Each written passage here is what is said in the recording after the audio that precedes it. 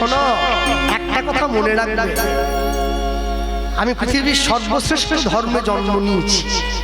আমার ধর্ম সনাতন ধর্ম, যা কোনোদিন নষ্ট হয় না, যা কেউ সৃষ্টি করে নাই, যা সৃষ্টির আদি থেকে ছিল, যা আছে, যা থাকবে। এত সুন্দর ধর্ম ছেড়ে আমি অন্য ধর্মে ধর্মান্তরিত হব কেন?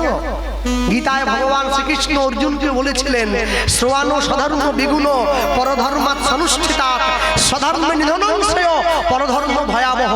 নিজের ধর্মে মরণও ভালো, তবু পরের ধর্মকে নকল করে 25শে ডিসেম্বরে কেক কাটা মোটেই ভালো কাজ নয়। নিজের ধর্মে মরণও ভালো, নিজের ধর্মে মরণ হোক, তাতে কোনো ক্ষতি নেই, কিন্তু পরের ধর্মকে নকল করে আমি নিজের ধর্মকে লাঞ্ছনা দেবো কেন? আমেরিকার থেকে ইসকনে এসেছে, হরে কৃষ্ণ বলতে পারে না, হরে কৃষ্ণ হরে কৃষ্ণ উচ্চারণই হয় না। কিন্তু দুঃখ কি জানেন, ওরা বলতে পারে না তবু বলে, আমি বলতে পারি কিন্তু বলি না। এইটা সব থেকে বড় জায়গা। সবার আগে আমাকে নিজের জায়গাটা ঠিক করে নিতে হবে। শুনুন, যে সমস্ত ইসলাম ধর্মের ভাইরা মক্কা যায়, মদিনা যায়, মক্কায় যায়, হজ করতে যায়, মুসলমান হলে তবে আপনি মক্কায় যেতে পারবেন। আজ পর্যন্ত কোনো হিন্দু মক্কায় যেতে পারেনি, পারেনি। মুসলমান না হলে আপনি মক্কায় ঢুকতে পারবেন না। আচ্ছা বলুন তো, ভারতবর্ষে কোন মন্দিরের বাইরে কি লেখা আছে নাকি আপনি মুসলমান, আপনি খ্রিস্টান, আপনি আমাদের মন্দিরে ঢুকতে পারবেন না, আপনি মা কালীকে প্রণাম করতে পারবেন না? এটাই আমার ধর্মের শ্রেষ্ঠত্ব। আমার ধর্মের মানুষ চিৎকার করে মানুষের সামনে গিয়ে বলেছে, মেরেছিস কলসির কানা, তা বলে কি প্রেম দেব না? আমায় মা একবার কৃষ্ণ বলে নিতেই হবে। এই প্রেম, এই ভালোবাসা আপনি কোথায় পাবেন? কোথায় পাবেন? কোনোদিন পাবেন না, কোনো দিনের জন্য পাবেন না। তারপরেও যখন আমি দেখি যে বর্তমান দিনে দাঁড়িয়ে মানুষে মা কালীকে বিসর্জন দিতে যায় মদ মাংস খেয়ে, ফিস্টি করে, চড়াম চড়াম করে, ঢোল বাজিয়ে, তখন বুকের ভেতরে খুব কষ্ট হয়। সন্তান জানলো না তার মাকে কেমন করে বিদায় দিতে হয়। মাকে বিদায় দিতে হয় মদ মাংস খেয়ে নয়, মাকে বিদায় দিতে হয় চোখের জলে বুক ভাসিয়ে।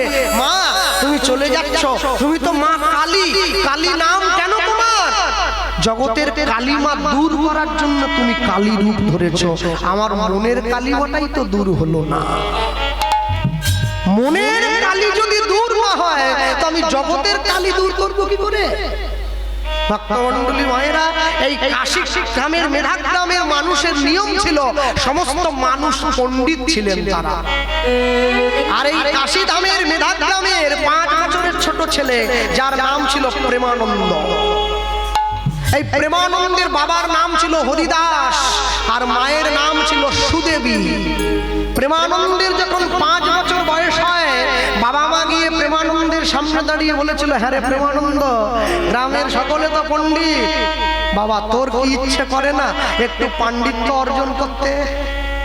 বাবা তোমাদের যদি এত সুনাম হয়, আমি তোমাদের সন্তান, আমারও তো ইচ্ছে হয় একটু পাণ্ডিত্য অর্জন করি। বেশ, তুই কি যাবি বাবা গুরুদেবের আশ্রমে? আসতে ইসলাম ধর্মের ভাইদের শিক্ষার জন্য মাদ্রাসা রয়েছে, যেখানে মুসলমান ধর্মের নীতি কথা শেখানো হয়। হিন্দু মানুষের জন্য, বাঙালিদের জন্য গুরুকুল আছে, যেখানে সনাতন ধর্মের নীতি শেখানো হবে নেই। কতগুলো ইংলিশ মিডিয়াম স্কুল তৈরি হয়েছে, ওরা পড়ে Jack and Jill went up the hill to fetch a pail of water, Jack fell down and broke his crown. ছি ছি ছি ছি ছি। ইংরেজি শেখো, তবে বাংলাকে বিসর্জন দিয়ে নয়, বাংলাকে বিসর্জন দিয়ে নয়, ইংরেজি তোমায় শিখতে হবে। আচার্য জগদীশ চন্দ্র বসু ইংলিশ মিডিয়াম স্কুলে পড়েননি, APJ Abdul Kalam English medium স্কুলে পড়েননি, গোটা বিশ্ব চেনে তাদেরকে। মনে রাখবেন, সন্তানকে শিক্ষা দেওয়ার আগে সংস্কারটা দান করুন, নিজেকে চিনতে শেখান। কাশী ধামের এই প্রেমানন্দ গুরুদেবের আশ্রমে থাকতে যায়। জীবনের 4টি ধাপ, ব্রহ্মচর্য, গার্হস্থ্য, বানপ্রস্থ, সন্ন্যাস। 10 বছর বয়স থেকে আস্তে কথার থেকে মন রাখো, আলোচনা খুব গভীর। 10 বছর বয়স থেকে 25 বছর বয়স পর্যন্ত ব্রহ্মচর্য, 25 থেকে 45 পর্যন্ত গার্হস্থ্য, 45 থেকে 60 পর্যন্ত বানপ্রস্থ, 60 এর পরে সন্ন্যাস। প্রেমানন্দ গুরুদেবের আশ্রমে থেকে লেখাপড়া করবে। প্রেমানন্দের গুরুদেবকে, প্রেমানন্দের গুরুদেবের নাম হচ্ছে রামানন্দ স্বামী। ওই কাশীধামের মানুষ সে। গুরুদেবের আশ্রমে প্রেমানন্দ গিয়ে দাঁড়িয়েছে গুরুদেবের কাছে এসে, গুরুদেব আমি এসেছি। এসো প্রেমানন্দ, ব্রাহ্মণের সন্তান তুমি, আমার বুকে এসো। জড়িয়ে ধরেছে প্রেমানন্দ। আর যেই গুরুদেব জড়িয়ে ধরলো, প্রেমানন্দ ছুটে গিয়ে গুরুদেবের চরণটা জড়িয়ে ধরেছে। করতালি দিয়া বলে, বড় আনন্দ হয়েছে তো, গুরুদেবের চরণে গেছে, বড় আনন্দ। আস্তে, যে সমস্ত বাবারা বসে আছেন, মায়েরা বসে আছো, মনে রাখবে বাঙালি কোনোদিনও লুঙ্গি পরবে না। কিসের লুঙ্গি? লুঙ্গি হাসা হাসিয়া পরবে যখন মসজিদে যাবে। তোমরা লুঙ্গি পরো কেন? লুঙ্গি আমাদের পোশাক নয়। ধুতি পরতে যদি না পারো, ধুতিকে পরবে, দোপাট করে লুঙ্গির মতো। লুঙ্গি নয়। হ্যাঁ, কারণটা আস্তে আস্তে ডোজটা বাড়া, একসঙ্গে বাড়িয়ে দিলে মুশকিল না। করতালি দিয়া বলে, জয় গুরু জয়, তুমি মাতা, তুমি পিতা, তুমি সর্বময়। উলুধ্বনি নিতাই বলে, করতালি দিয়া বলে, জয় গুরু জয়, তুমি মাতা, তুমি পিতা, তুমি সর্বময়, তুমি মাতা, তুমি পিতা, করতালি দিয়া বলে, করতালি দিয়া বলে, জয় গুরু জয়, তুমি মাতা, তুমি পিতা, তুমি সর্বময়, তুমি মাতা, তুমি পিতা, তুমি সর্বময়, তুমি মাতা, তুমি পিতা, তুমি সর্বময়, তুমি চন্দ্র। গুরুদেবকে বলছে তুমি চন্দ্র, তুমি সূর্য,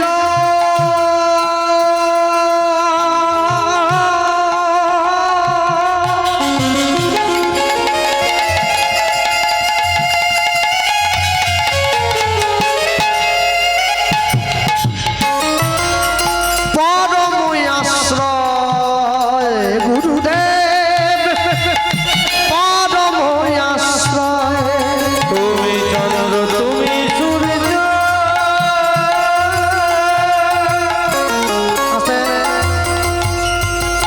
হাত তুলুন তো, কারা কারা গুরু দীক্ষা নিয়েছেন দেখে একটুখানি। সবাই কম বেশি নিয়ে নিয়েছে। যারা এখনো বাকি আছে, আগে আগে নিয়ে নেন, আগে আগে নিয়ে নেন, যার যাকে ভালো লাগে। তুমি চন্দ্র, তুমি সূর্য, পরম আশ্রয়,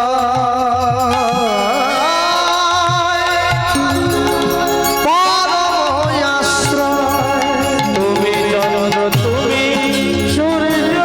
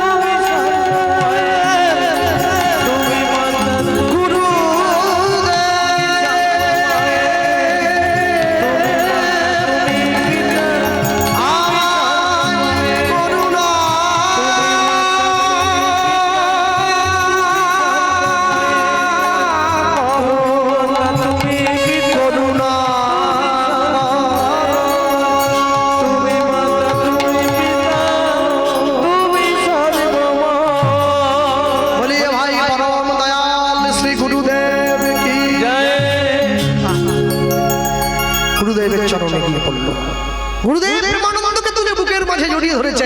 মনে রাখবেন, যতদিন পর্যন্ত জীবের গুরুকরণ নাহি হয় সেই জীবকে পশু বলে জানিয়ে নিশ্চয়।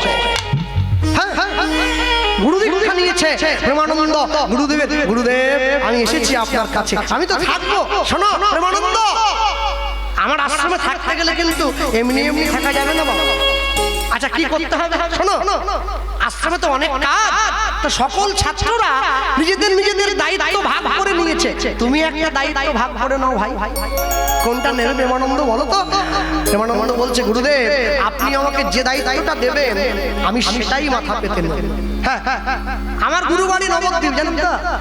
আমি গুরু বাড়িতে যাই গুরুদেবের কাছে। তা আমি গুরুদেবের যখন কাছে যাই, আমার গুরুদেবের তো অনেক শিষ্য, তো মায়েরা আসে, বাবারা আসে, আমি পাশে গিয়ে দাঁড়াই, আর মায়েরা দেখি আমার গুরুদেবকে প্রণাম করছে। প্রণাম করে হাতে 501 টাকা দিয়ে দিয়েছি। টাকাটা হাতে দিয়ে বলছে, বাবা বলে হ্যাঁ আমার মেয়েটার এখনো ছেলে পাওয়া যাচ্ছে না, একটা ব্যবস্থা করে দেন দেখিনি। কি রে সেটা গুরুদেব কি ঘটক না? আরে গুরুদেবের কাছে গিয়ে কি মেয়ের বিয়ের কথা বলছে? কেমন শিষ্য? আবার কেউ গিয়ে বলে আমার স্বামীর পেনশনটা একটু বেড়ে যায়, যেন ব্যবস্থা করে দেন। আরে গুরুদেব কি চাকরি করেন? গুরুদেবের কাছে গিয়ে কি পেনশন বাড়ার কথা, মেয়ের বিয়ের কথা, 3 তলা বাড়ি 4 তলা? আরে গুরুদেবের কাছে গিয়ে চাইতে হয় কি করে আমার কৃষ্ণ ভক্তি লাভ হবে সেইটা বলো। তুমি সেই বলো, চাইতেও জানে না মানুষ। মিষ্টির দোকানে গিয়ে লঙ্কার গুঁড়ো চাইছে, রাখি না, বিক্রি নাই। মনে রাখবেন, রসগোল্লাটা বাইরে থেকে দাঁড়িয়ে দেখলে হবে না, রসগোল্লাটা দোকানে ঢুকে 10 টাকার নোট দোকানদারের হাতে দিয়ে কিনে খেতে হবে, তবে তো বোঝা যাবে মিষ্টি না টক। আপনি বাইরে বাইরে ঘুরে বেড়ালে ভক্তিতে প্রবেশ করতে পারবেন না, একবার ঢুকে তো দেখুন, তারপরে তো দেখবেন কত আনন্দ। হরি নামে কি আনন্দ ডুবলে বোঝা যায়। আরে যে ডুবেছে সে বুঝবে, যে না ডুববে সে বুঝবে কি করে? না এ কথা প্রসঙ্গে অনেকে আবার আমাকে বলেছে, গোপাল বাবু আপনি তো মাছ মাংস খান না, আপনি তো ও রসে বঞ্চিত বাবু, আপনি কি করে বুঝবেন? সে যে কি স্বাদ আপনাকে কি বলবো। ও রসে আমি ডুবতেও চাই না, ও রসে আমার ডুবার কোনো ইচ্ছাও নাই। ভক্তমণ্ডলী ভক্তিমতী মায়েরা নিয়ে গিয়ে সম্মুখে যখন দাঁড়িয়েছে, আর এই দাঁড়ানোর পর প্রেমানন্দ গুরুদেবের কাছে গিয়ে বলছে, গুরুদেব আপনি আমাকে যেইটা বলবেন আমি সেটাই শুনবো। বেশ তাহলে আপনি আমাকে বলুন আপনি কি চান। গুরুদেব সঙ্গে সঙ্গে বললেন, প্রেমানন্দ আমার ইচ্ছে কি জানো, তুমি ভিক্ষা করে নিয়ে আসবে। আর যেই বলেছে তুমি ভিক্ষা করে আনবে, তখন প্রেমানন্দর মনটা বড় খুশি হয়েছে।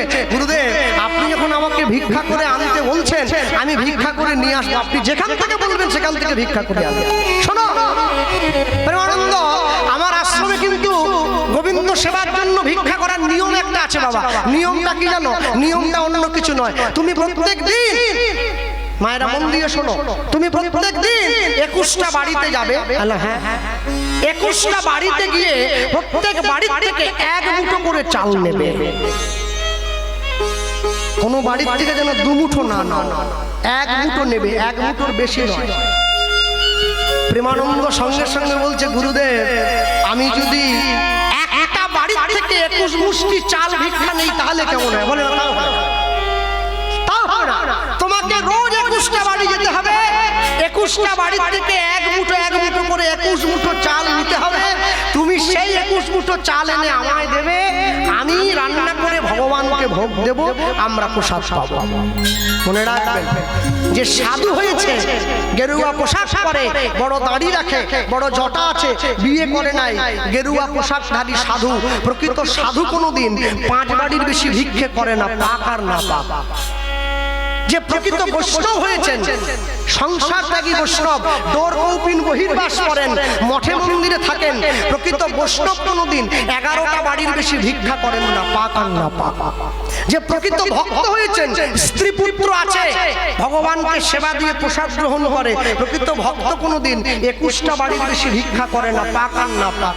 কিন্তু আমার মতো ভিখারি আমি করিনি, বলছি দিনে 3 পালা গান হলেও করতে ছাড়িনি। সকালে আমতলা, বিকালে জামতলা, আর সন্ধ্যায় ওটা কি বলে ভুলে গেছি আমি, জীবন মণ্ডলের হাট।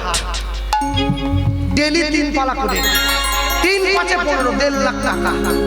ভগবান বলে তুই ভিক্ষা করছিস, কর, ঠিক আছে, আমিও ব্যবস্থা করবো। কি ব্যবস্থা? 2 সিজন গান করার পরে 3 সিজনের বেলায় ভেলুড়ে সিট বুকিং করবো, গলা বন্ধ হয়ে যাবে। যা রোজগার করছিলি বস্তা ভরে ডাক্তারকে দিয়ে চলে যেতে হবে। লোভে পাপ, পাপে মৃত্যু। মনে রাখবেন, যার জীবনে লোভ যত বেশি আছে তার জীবনে তত যন্ত্রণা বেশি আছে, আর যার জীবনে লোভ যত কম আছে তার জীবনে তত যন্ত্রণা কম আছে। তবে আমি এসে খুব শুনে খুশি হয়েছি যে এই হরিনামটা টিকিয়ে রাখার জন্য নাকি মায়েরা ভিক্ষায় বেরিয়েছে। বাহ, খুব ভালো। জানো মা, মানুষকে জীবনে 2 বার ভিক্ষা করতে হয়। কখন জানো? এক, ছেলে মেয়ের বিয়ে দেওয়ার সময় ভিক্ষা করতে হয়, আরেকবার ভিক্ষা করতে হয় পিতা মাতার শ্রাদ্ধ করার সময় ভিক্ষা করতে হয়। না না, যে বলছে শ্রাদ্ধ করার দরকার নেই আমি তার কথাই যাচ্ছি না, যারা শ্রাদ্ধ করছে আমি তাদের কথাই যাচ্ছি। হ্যাঁ হ্যাঁ, সবাই তো এক ঘাটে ডুব দিবেনি, প্রত্যেকের আলাদা আলাদা ঘাট। কিন্তু আরেকবার মানুষকে ভিক্ষা করতে কখন বলো তো? এই হরিনামের সময়। মনে রেখো মা, যে সমস্ত মায়েরা ভগবানের নামকে টিকিয়ে রাখার জন্য ভিক্ষায় গেছো, ভিক্ষা করছো, তোমাদের চরণে আমি প্রণাম জানালাম। এইটার জন্যই প্রণাম জানালাম, ভগবানের জন্য তোমরা যে লজ্জা অহংকার অভিমান ত্যাগ করে ভিক্ষায় গেছো, ভগবান তোমাদেরকে এক না একদিন ঠিক এই জিনিসটার মূল্য সুদে আসলে ফেরত দিয়ে দেবে তোমাদের সবাইকে। আর আমি সকল গ্রামবাসীকে বলবো, সকল মানুষকে বলবো, জাতি ধর্ম বর্ণ নির্বিশেষে আপনারা সকলে এই হরিনামটাকে টিকিয়ে রাখার চেষ্টা করবেন। কেন জানেন? এটাই তো আমাদের এক হওয়ার একমাত্র জায়গা, আর জায়গাগুলো তো বন্ধ হয়ে গেছে। আর তো জায়গা নেই। হরিনামের আসন একমাত্র আসন, যে আসনে বসে ব্রাহ্মণের পাশে বসে, সরকারি চাকরিজীবীর পাশে বসে টোটোওয়ালা কীর্তন শোনে, এটা অন্য কিছু দেখাতে পারবেন না হরিনাম ছাড়া। প্রেমানন্দ ভিক্ষার ঝুলিটা কাঁধে নিয়ে নিয়েছে, ভিক্ষায় যাচ্ছে মানুষের দরজায়। আমি দিন ভিখারি, নাই গো করি, নাই গো করি, একটি পয়সা উলুধ্বনি।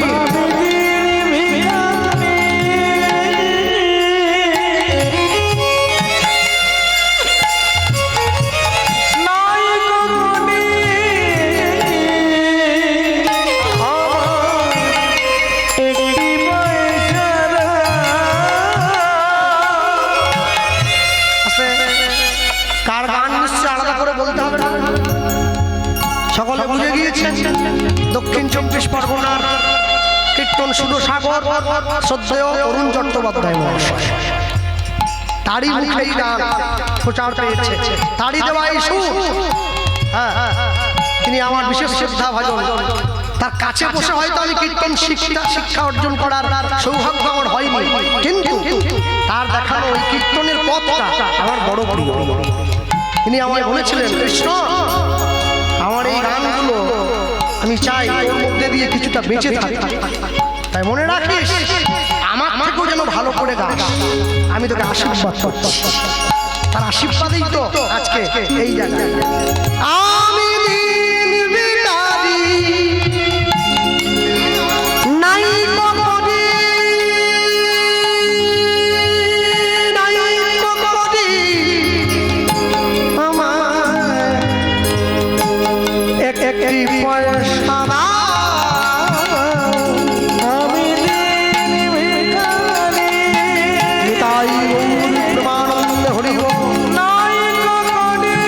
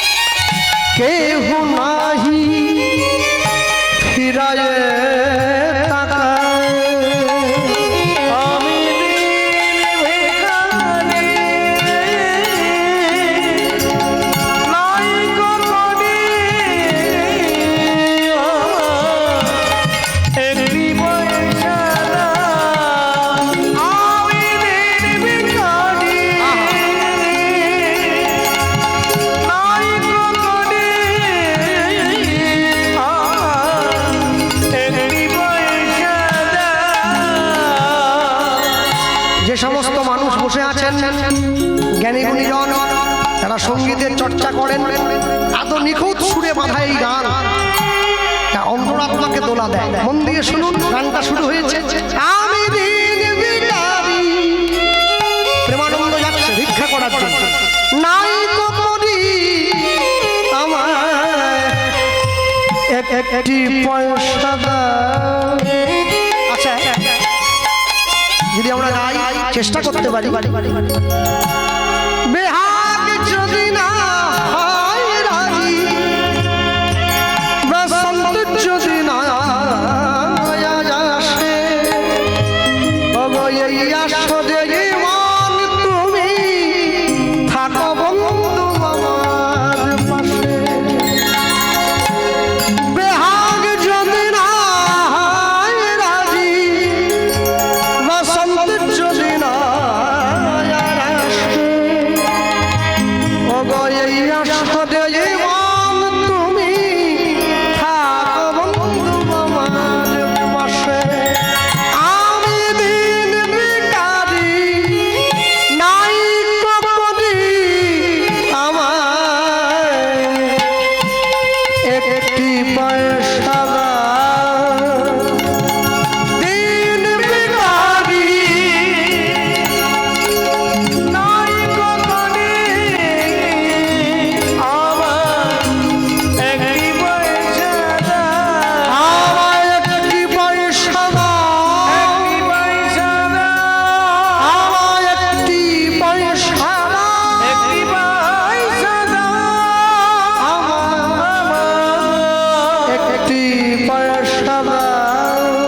আমার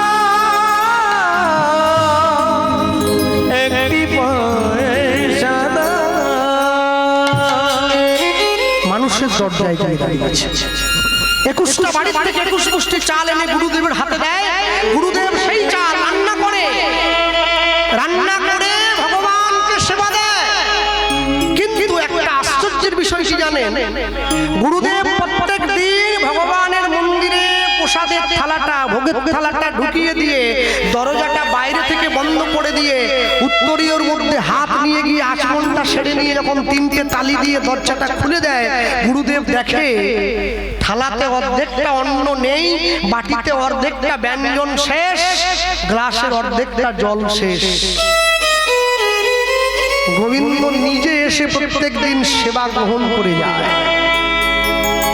দেখতে দেখতে 2 বছর কেটে গিয়েছে। আজকে প্রেমানন্দের বয়স হয়ে গিয়েছে 7 বৎসর। আর এই যে 7 বৎসর বয়স হয়ে গিয়েছে, একদিনকে প্রেমানন্দ যখন সকালবেলায় স্নান করে তিলকান্নিক করে ভিক্ষায় বেরিয়েছে, হঠাৎ করে আকাশে কালো মেঘ এসে উকি দিল। দেখতে দেখতে কালো মেঘে পুরো আকাশটা ভরে গেল। ঝমঝম করে বজ্র বিদ্যুৎ সহকারে বৃষ্টি নেমে এলো। প্রেমানন্দ ভিক্ষার ঝুলিটা নিয়ে গ্রামের পথে পথে ছুটে বেড়াচ্ছে, আমায় ভিক্ষা দাও, আমার আশ্রমে গোবিন্দ সেবা হবে, আমায় ভিক্ষা দাও।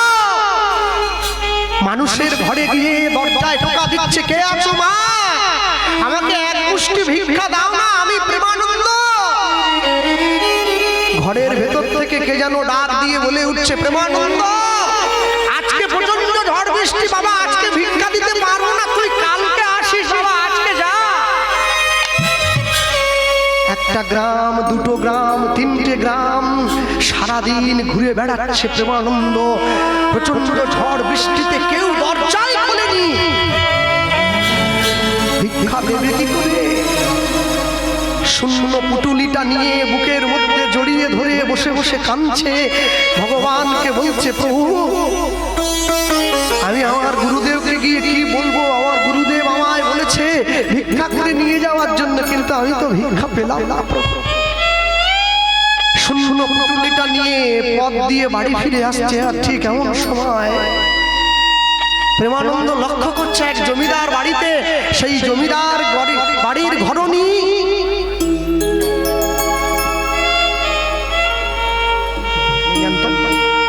প্রেমানন্দ দেখছে এটা আমাকে দেয় নাই, এটা হরিনামের জন্য ভিক্ষা দিয়েছে। সেই ভিক্ষার মধ্যে প্রেমানন্দ দেখতে পাচ্ছে এক বণিকের গৃহিণী জমিদার ঘরণী, সে বাড়ির বারান্দায় বসে ভিক্ষা দেখতে বৃষ্টি দেখছে। প্রেমানন্দ বাড়ির সামনে দিয়ে চলে যাচ্ছে। হঠাৎ করে সেই বণিক রমণী প্রেমানন্দের দিকে তাকিয়ে চমকে উঠল। এ কি রে, এইটুকু ছোট ছোট ছেলেটা, এই কে রে? এত ঝড়ে তো রাস্তায় কুকুর শিয়ালও বের হয়নি, এই কে? চোর নাকি? এদিকে আয়, এদিকে আয়। যেই ডাক দিয়েছে, সেই জোর গলায় ডাক দিয়েছে, প্রেমানন্দ আস্তে আস্তে করে এক পা করে কাছে এগিয়ে, এ কি রে, কাদের বাড়ি ছেড়ে চোর? এত ঝড় বৃষ্টি, রাস্তায় কুকুর ছাগল বিড়াল পর্যন্ত বের হয়নি, তুই কে বাবা? মা, আমার নাম প্রেমানন্দ। প্রেমানন্দ, তুই কোথায় থাকিস? তোর বাড়ি কোথায়? আমার বাড়ি কাশীধামের মেধাক গ্রামে। তুই কোথায় গিয়েছিলি? মা, আমি গুরু রামানন্দ স্বামীর আশ্রমে থাকি। ও, রামানন্দ স্বামীর আশ্রমে? তো কোথায় গিয়েছিলি বাবা? এই বৃষ্টির মধ্যে গুরুদেব তোকে যেতে দিল? মা, গুরুদেব আমায় আসতে না বলেছিল, আমি যে জোর করে এসেছি। কোথায় এসেছিলি? বাবা, আমি ভিক্ষার জন্য গিয়েছিলাম। ঝড় বৃষ্টিতে ভিক্ষা? কেন, আশ্রমে কিছু নেই? আমার স্বামীকে বলে পাঠিয়ে দেবো? না না না, আমার আশ্রমে নিয়ম আছে। আমরা যে আশ্রমে থাকি, আমাদের আশ্রমের নিয়ম কি জানো মা? আমার আশ্রমে প্রত্যেক দিন আমাকে ভিক্ষার দায়িত্ব দিয়েছেন গুরুদেব। আমাকে 21 মুঠো করে চাল ভিক্ষা করে নিয়ে যেতে হয়। 21টা বাড়ি থেকে গুরুদেব সেই চাল রান্না করে ভগবানকে সেবা দেয়, তারপরে আমরা প্রসাদ পাই। তা আজকে মা, প্রচন্ড বৃষ্টিতে কেউ ভিক্ষা দেয়নি মা। আচ্ছা বাবা, তোকে যদি আমি ভিক্ষাটা দিয়ে দেই তাহলে কেমন হয়? মা, তুমি তো এক মুষ্টি ভিক্ষা দেবে মা, আরো 20 মুঠো চাল ভিক্ষা করতে হবে। কেউ তো দরজাই খোলে না, পাগল ছেলে। আমার বাঁচায় আঁচলটা দিয়ে প্রেমানন্দের ভিজে গাটা মুছিয়ে দিচ্ছে। আহা গো, হ্যাঁ, ভগবানের জন্য ভিক্ষা করার জন্য কত কষ্ট করেছে ছেলেটা। 7 বছরের ছেলের অনুরাগটা একবার দেখো। 7 বছরের ছেলে ভগবানের জন্য ভিক্ষা করছে কেঁদে কেঁদে, আর আমরা হরিনামের জন্য ভিক্ষা করতে গেলে কেউ যদি আমাকে একটু কটু কথা বলে, আমি বলে দেই তোমাদের কমিটিতে আমি আর নেই, আমাকে বাদ দাও। না, ভগবানের পরীক্ষা যে সয় সেই তো রয়। ভগবানকে ভালোবাসা এত চারটিখানি কথা নাকি? ভগবানকে ভালোবাসতে গেলে অনেক কষ্ট সহ্য করতে হয়। প্রেমানন্দ, আমি বলছিলাম বাবা, আমি তোকে 1 মুঠো চাল দিলে তোর তো গুরুদেবের কাছে গিয়ে গোবিন্দ সেবা হবে না। আচ্ছা বলছিলাম, তুই 21টা বাড়ি থেকে 21 মুষ্টি চাল নিয়ে যাস। বাবা, আমি যদি তোকে আজকে 21 মুষ্টি চাল দিয়ে দেই তাহলে কেমন হয়? বাবা, মা, আমি তো এক বাড়ির থেকে 21 মুষ্টি চাল নিতে পারবো না মা। আমার বোকা ছেলে, সব সময় কি জীবনে সৎ হলে হয়? মাঝে মাঝে একটু। হ্যাঁ, আমি কমিটির বাবুদের বলছিলাম, আপনারা যত কষ্ট করে হরিবাসরটা টিকিয়ে রেখেছেন, গোপাল কৃষ্ণ পাল আসুক চাই না আসুক, একটা কথা মনে রাখবেন, হরিনামের কমিটির মধ্যে কোনোদিন যেন অসুস্থতা প্রবেশ না করে, তাহলে দেখবেন হরিনামটা টিকে গেছে। কোনোদিন বন্ধ হবে না, টিকে গেছে, বন্ধ হবে না। ভক্তমণ্ডলী মায়ের নিয়ে এসে এখন সম্মুখে দাঁড়িয়েছে। প্রেমানন্দ, নে বাবা, গুরুদেবকে বলার দরকার নেই। 1 2 3 4 করে একটা বড় পাত্রে 21 মুষ্টি চাল জমিদার গৃহিণী নিয়ে প্রেমানন্দের ভিক্ষার ঝুলিতে দিয়ে দিয়েছে। আর যেই দিল, ওই দেখো থালা ভর্তি করে ভিক্ষা জানিয়া যে দিল, থালা ভর্তি করে ভিক্ষা জানিয়া যে দিল।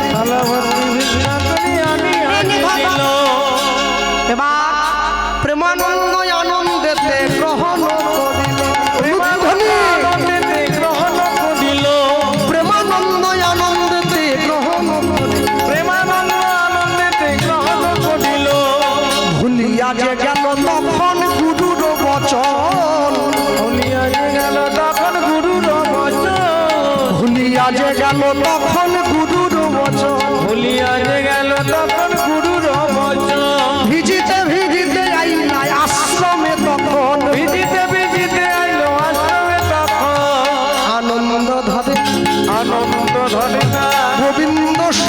দেবে আনন্দ ধরে না গোবিন্দ সেবা দেবে আজ হরি হরি হরি বলে গোবিন্দ সেবা দেবে হরি হরি হরি বলে গোবিন্দ সেবা দেবে হরি হরি হরি বলে গোবিন্দ সেবা দেবে হরি হরি হরি গোবিন্দ সেবা দেবে হরি হরি হরি আনন্দে ধরো নাই আনন্দে আজ ভিজিতে ভিজিতে যদি আশ্রমেতে গেল ভিজিতে ভিজিতে আইবা আশ্রমেতে গেল আবার ভিজিতে ভিজিতে আইবা আশ্রমেতে গাইল গুরুদেব ছুটে ছুটে প্রেমানন্দ আয় আয় আয় আয় আয় বেলা পড়ে গেল রে বাবা আয় আয় শিগগিরই আয় গোবিন্দ উপবাস করে বসে দেখি দেখি বাবা দে ভিক্ষার পুটলিটা আমায় দে প্রেমানন্দ শিগগিরই করে গুরুদেবের হাতে ভিক্ষা এই যে গুরুদেব এই যে বাবা 21 মুষ্টি আছে তো আগে হ্যাঁ গুরুদেব আছে আছে আছে আছে আছে 21 মুষ্টি গুরুদেব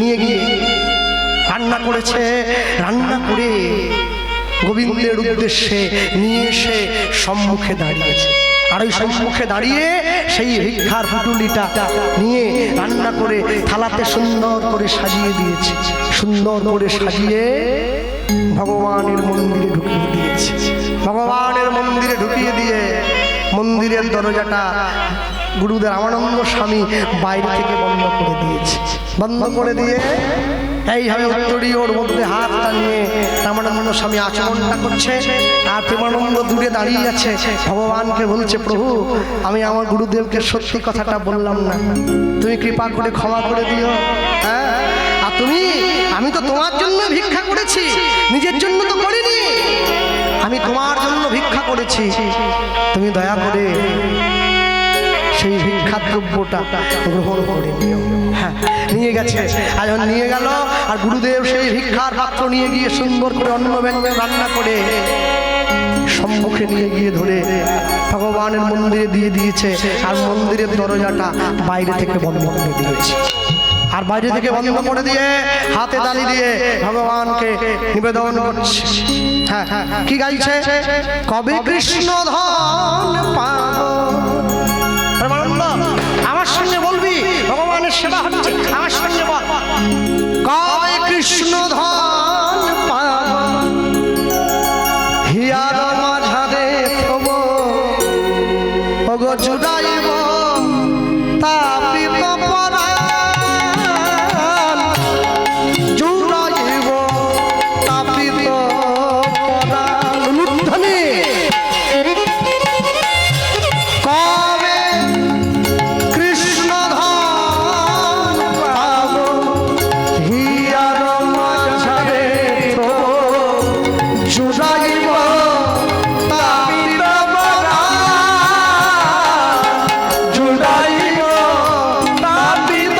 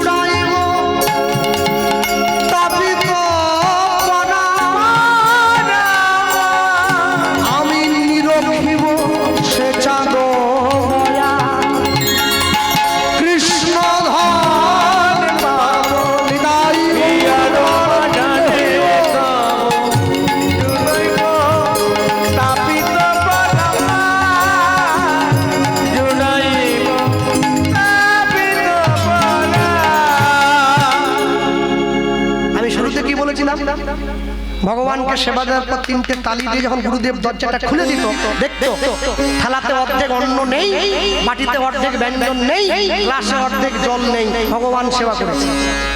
আর যখন গুরুদেব সেবা দিয়ে আচমন করে তিন তালি দিয়ে দরজাটা খুলে দিয়েছে, চমকে উঠল।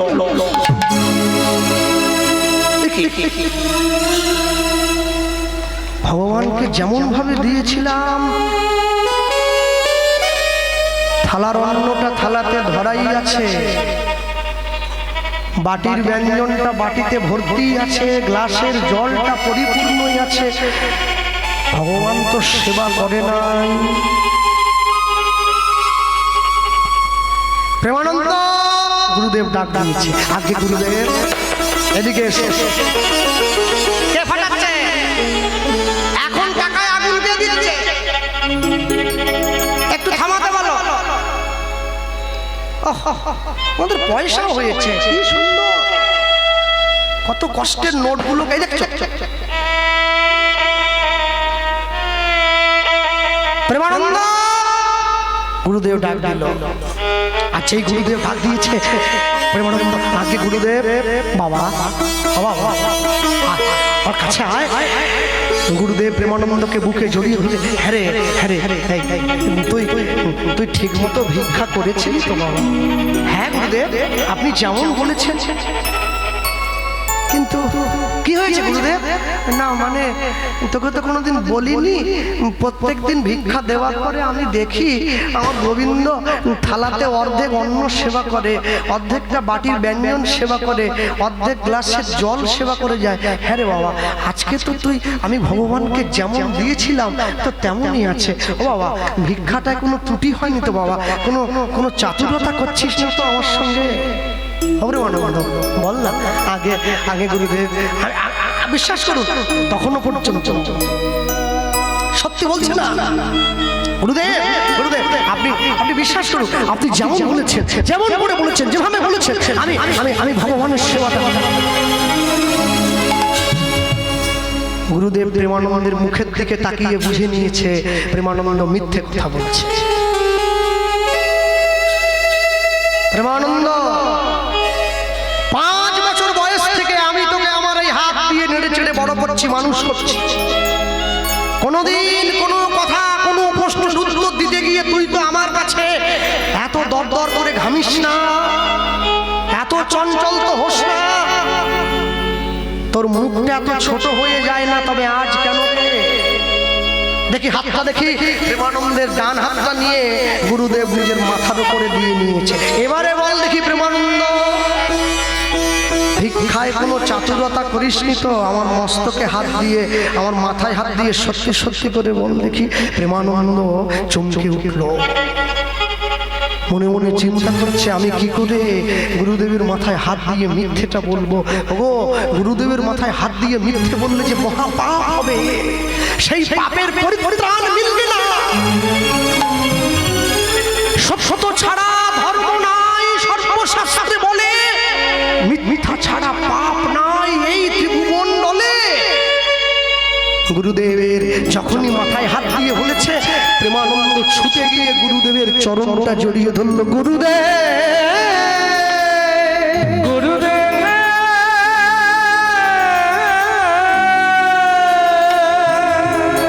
বল বল বল আমায় বল বল কি করেছিস তুই? বল, আমি জানি তুই একটা কোনো অন্যায় করেছিস, আর আমার ভয়ে তুই অন্যায়টা লুকিয়ে যাচ্ছিস। বল আমার কাছে বল। গুরুদেব গুরুদেব আমি আমি আমি যখন ভিক্ষা করতে গিয়েছিলাম, আপনি তো দেখেছিলেন প্রচন্ড ঝড় বৃষ্টি, রাস্তায় অন্ধকার পথ। গুরুদেব কেউ ভিক্ষা দেওয়ার জন্য দরজা খুলে নাই, কেউ ভিক্ষা দেওয়ার জন্য দরজা খুলে নাই, সবাই মুখের উপরে দরজাটা বন্ধ করে দিয়েছে। বলে কালকে আসিস, আগামীকাল আসিস, প্রেমানন্দ আজ ভিক্ষা দেব না।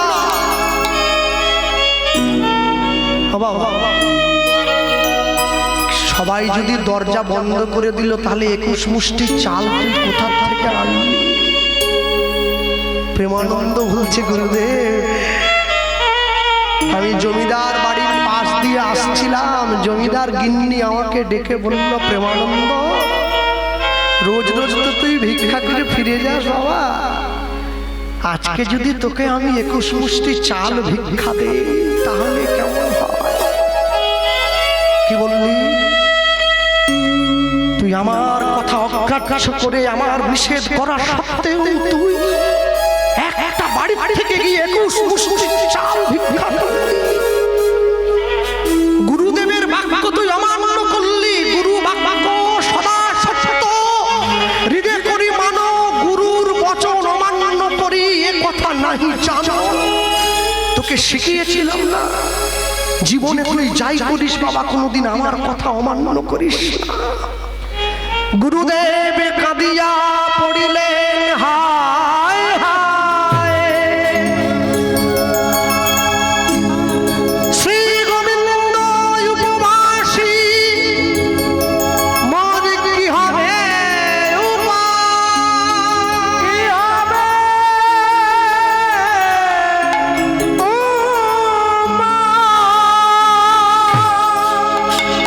গুরুদেব প্রেমানন্দের হাতটা ধরে অভিশাপ দিল। আমি তোর গুরু রামানন্দ স্বামী তোকে নিজের পুত্র ভাবে স্নেহ দিয়েছি, ভালোবাসা দিয়েছি। আমি যদি একদিনের জন্য গোবিন্দ সেবা করে থাকি আমি তোকে অভিশাপ দিলাম রামানন্দ, অভিশাপ দিলাম। আজ আমার গোবিন্দকে তুই না খাইয়ে রাখলি, উপাসী হয়ে থাকলো, আমি তোকে অভিশাপ দিচ্ছি। এই ঘোর অপরাধে তুমি নিজ কুলে যাইবা, আজ হতে কৃষ্ণ সেবায় বঞ্চিত হইবা, আজ হতে কৃষ্ণ সেবায় বঞ্চিত।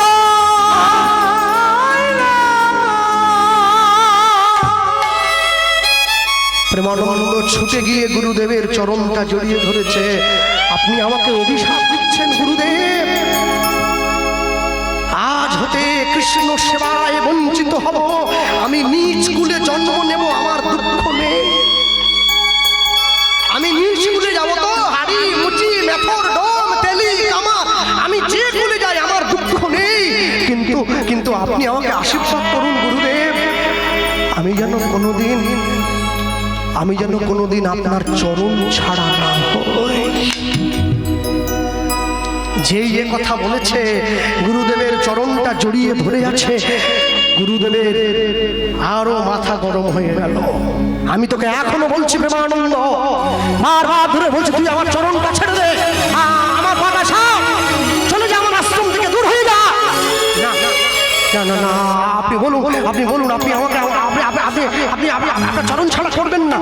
আগে চরিত গুরুদেব নিজের পা থেকে কাঠের খড়মটা খুলে নিয়ে প্রেমানন্দের পৃষ্ঠদেশে আঘাত করছে। পা ছেড়ে দে। বারবার ধরে যখন প্রেমানন্দের পিঠে আঘাত করছে, কাঠের খড়মের আঘাত সহ্য করতে না পেরে প্রেমানন্দের পিঠটা ফেটে গিয়ে দরদর করে রক্ত বেরিয়ে এসেছে।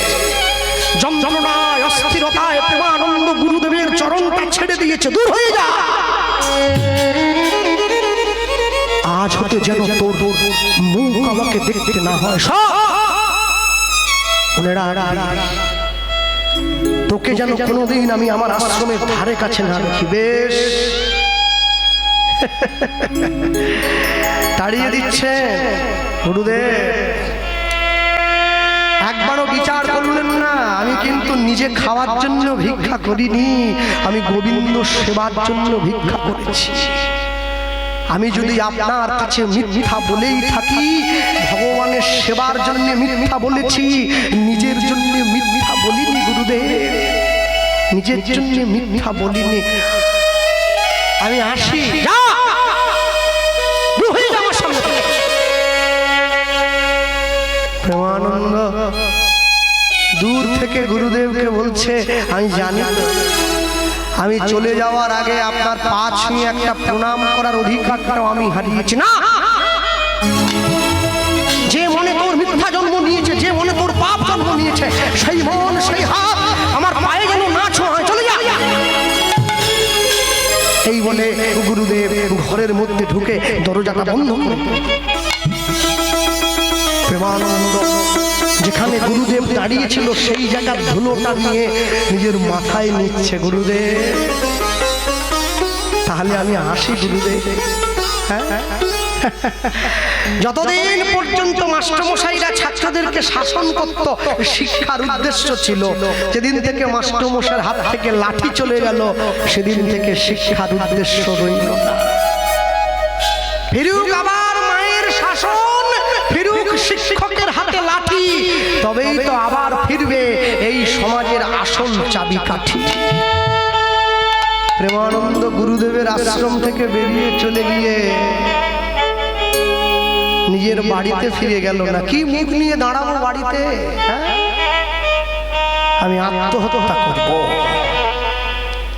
যে দেহ গুরু সেবায় লাগলো না, যে দেহ গোবিন্দ সেবায় লাগলো না, এই দেহ নিয়ে ঘরে যাব না, আমি আত্মহত্যা করব। শোনো, গঙ্গার পাড়ে গিয়ে গঙ্গার জল হাতে নিয়ে প্রেমানন্দ প্রতিজ্ঞা করছে, পরবর্তী জীবনে যেখানেই জন্মাই না কেন, আমার প্রথম প্রতিজ্ঞা গুরুদেব, আমি তোমার মুখ না দেখা পর্যন্ত চোখ মেলে চাইব না। তোমার মন্ত্র কর্ণমূলে না যাওয়া পর্যন্ত মাতৃস্তন দুগ্ধ পান করব না। আর শেষ প্রতিজ্ঞাটা করলো, যে খড়ম দিয়ে তুমি আমার পিঠে আঘাত করলে, যাতে তুমি আমায় চিনতে পারো, আমি যে কুলে জন্মাই না কেন তোমার খড়মের দাগ আমার পিঠে থাকবে।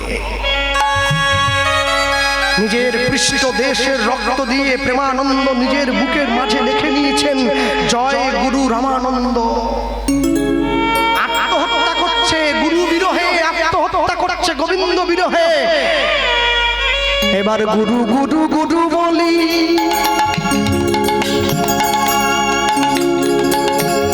গুরু গুরু গুরু বলি,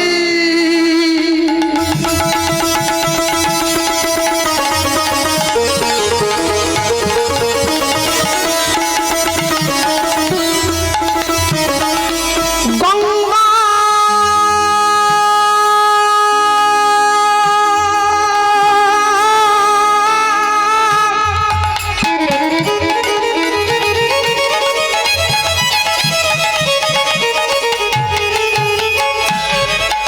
গঙ্গার জলে ঝাঁপ দিল, জল ঝাঁপ দিল। এবার গুরু গুরু গুরু তাই প্রেমানন্দে হইল।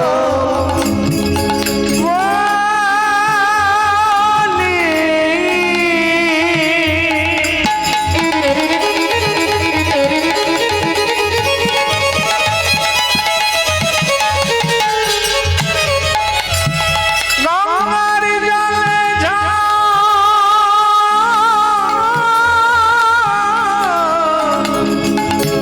দিল,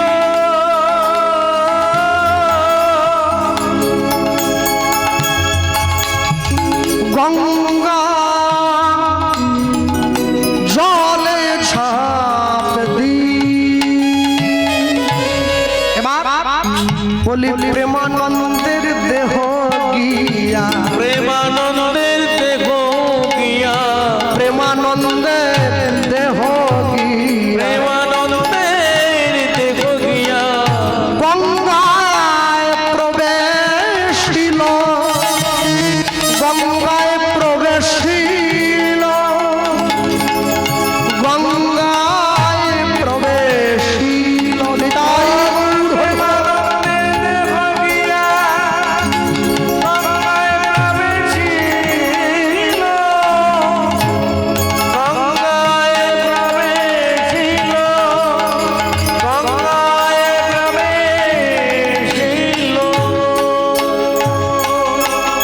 কি বলছে জানেন তো? বলে জয় গুরু রামানন্দ, জয় গুরু রামানন্দ, যেন প্রাণ গিয়া আমি পাই গোবিন্দ, জয় গুরু রামানন্দ, ওগো প্রাণ গিয়া পাই গোবিন্দ, জয় গুরু রামানন্দ, যেন অন্তিম বড়ই আনন্দ, বলি তোমার চরণে মোর বড়ই আনন্দ, জানো দেহ গিয়া পাই গোবিন্দ, আমায় কৃপা করো গুরু রামানন্দ, বলি তোমার চরণে শরণ নিলাম, বলি মনে আমার বড় আনন্দ নিবাই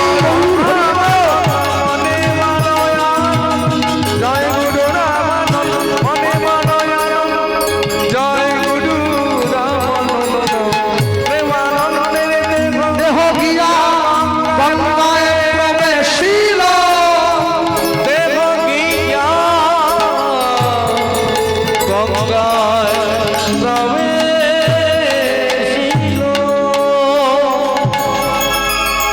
রবিবার দিন কি ছুটি ভাই ভাই তাই তো নাকি? মায়ের কপালে দিলাম ফোঁটা, জমের দুয়ারে পড়লো কাটা, যমুনা দেয় জমকে ফোঁটা, আমি দিই আমার ভাইকে ফোঁটা। জম যেমন চিরঞ্জীবী, আমার ভাই হোক তেমন চিরজীবী। এই তো সব বোনেদের একটাই খাই, মনে রাখবে। হ্যাঁ, দুই সন্তান যমুনা ও জম, কার সন্তান? আস্তে মনে রাখবে সব সময়। সূর্যদেবের কন্যা, সূর্যদেবের স্ত্রীর নাম হচ্ছে ছায়া দেবী। এই ছায়া দেবী সূর্যদেবের তাপ সহ্য করতে পারেন না। এই ছায়া দেবীর দুই সন্তান যমুনা আর যম, দুই। তা যমের কাজ কি? কর্মবন্ধনে আবদ্ধ জীবকে শাস্তি প্রদান করে ঈশ্বর অভিমুখী করে তোলা, জীবের কর্মের হিসাব করানো, এটা যমের কাজ। আর যমুনার কাজ কি? আর যমুনার কাজ হলো যত মানুষ আছে সবাই তাদের চরণে, তার চরণে গিয়ে ডুব দেয়, বৃন্দাবনে রাধা গোবিন্দের লীলারসের সাক্ষী হয়ে থাকা যমুনার কাজ। আচ্ছা, যমের কাজ আর যমুনার কাজ দুটো কাজের দুটো মেরু, দুজনের কাজ সম্পূর্ণ আলাদা, কেউ কাউকে পছন্দ করে না। যমুনা গিয়ে যমকে বলে, দাদা তুই আমার বড় ভাই হলেও তোর কাজটা কিন্তু খারাপ, তুই মানুষকে কত কষ্ট দিস, হ্যাঁ, জিভটা কেটে দিস, হাতটা কেটে দিস, চোখটা খুলে দিস, না না এ ভালো লাগছে। কিন্তু আমার দেখ, আহা রাধা গোবিন্দ বৃন্দাবনে আমার পারে কত লীলা করে, আর আমি সাক্ষী হয়ে থাকি। আমার বসতি কোথায়? আমার বসতি গোবিন্দের চরণতল, যমুনার বসতি বৈকুণ্ঠে, আর যমের বসতি যমলোকে। তো গোবিন্দ দেখলেন এই ভাই বোনকে মিলন করিয়ে দিতে হবে। ভাই বোন একে অপরকে খুব ভালোবাসে, কিন্তু কেউ কারো কাছে যায় না। একদিনকে গোবিন্দ গিয়ে যমুনাকে বলছে, ও যমুনা, তুমি তো মেয়ে মানুষ, মেয়ের জীবনে অভিমান ভালো নয়, যাও তুমি যাও, কার্তিক মাসের শুক্লা পক্ষের দ্বিতীয়া তিথিতে তুমি তোমার ভাইকে নিমন্ত্রণ দাও। কোথায় নিমন্ত্রণ দেবো প্রভু? তোমার বাড়ি। ভাই আসবে, ভাই এলে তুমি ভাইয়ের মঙ্গল কামনা করবে, ভাইকে ভালো ভালো রান্না করে খেতে দেবে, ভাইকে প্রদীপের তাপ দেবে, ভাইয়ের কপালে ফোঁটা দেবে।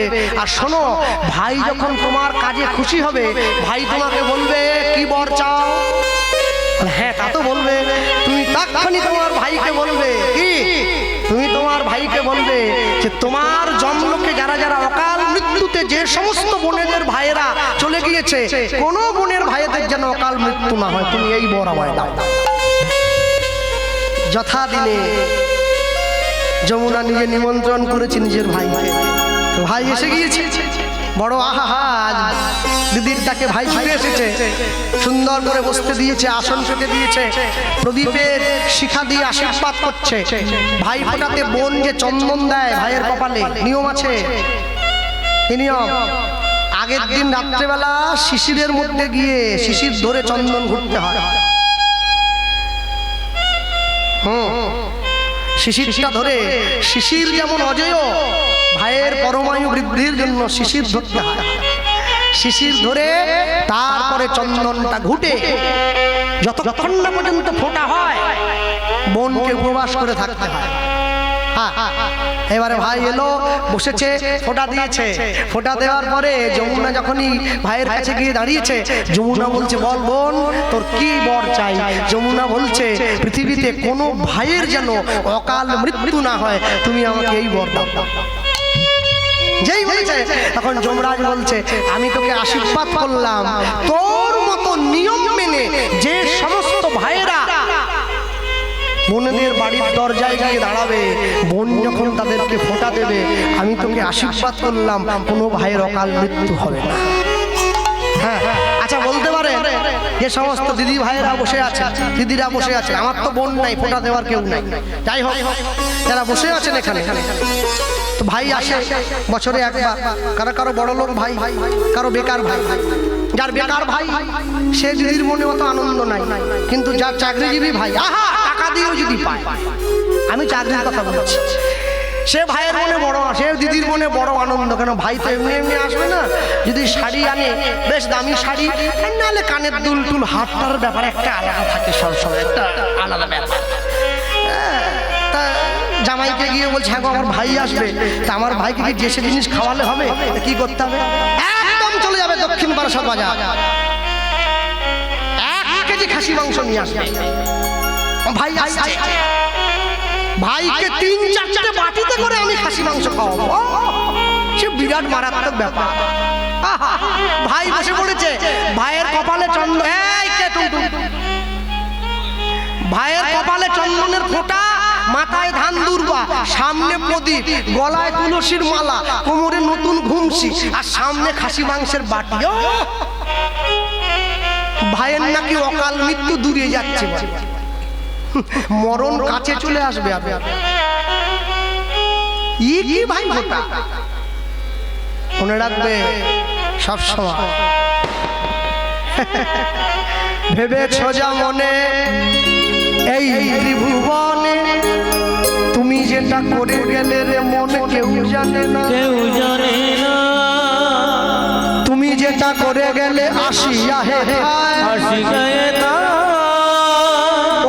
চিত্রগুপ্ত লিখছে দেখো নিজেরই খাতা, নিজেরও কথা, বড় সাবধানে চলো মন হও হুঁশিয়ার, হুঁশিয়ার, বেলা তোমার আসছে ডুবে নামছে অন্ধকার, নামছে অন্ধকার, মানুষ দেবতা হয় হয় অবতার, হয় অবতার, মানুষের কুলে কলঙ্কের কালি লাগায়, লাগালো নয়া, লটারিতে কেউ পায় কোটি কোটি টাকা, টাকা, কেউ বা বাবা মায়ের জমানো সম্পত্তি জুয়া খেলতে গিয়ে করে ফাঁকা, জুয়া খেলতে গিয়ে করে ফাঁকা, এটাই রে তোর ভাগ্যের খেলা, লীলাময়ের লীলার ছল, লীলাময়ের লীলাঞ্চল, কারো জীবন আনন্দে কাটে, কারো দুই নয়নে জল।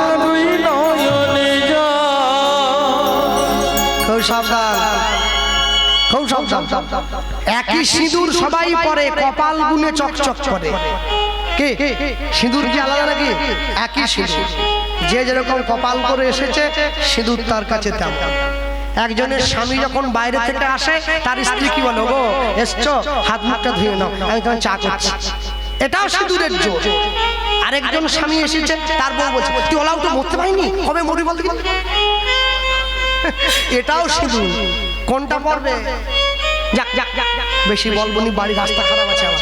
যাক যাক, ভক্তমণ্ডলী, ভক্তিমতী মায়েরা, প্রেমানন্দ গঙ্গার জলে ঝাঁপ দিয়েছে। ভাই ফোটাতে কেউ ভাইকে আমিষ দেবে না, খবরদার, না বলে দিলাম, কেউ দেবে না। খুব সাবধান, যদি ভগবানের প্রসাদ দিতে পারো দেবে, আর না যদি দিতে পারো নিরামিষ রান্না করে ভাইয়ের সামনে ধরবে। ভক্তমণ্ডলী মায়েরা প্রেমানন্দ গঙ্গার জলে ঝাঁপ দিয়ে প্রাণটা বিসর্জন দিয়েছে। আর পরের দিন সকালবেলা গুরু রামানন্দ স্বামী গঙ্গায় স্নান করতে যাচ্ছে। জানে না প্রেমানন্দ মারা গেছে, গুরুদেব জানে প্রেমানন্দ মনের দুঃখে বাড়ি ফিরে গেছে। গুরুদেব কি জানে? গুরুদেব জানে না।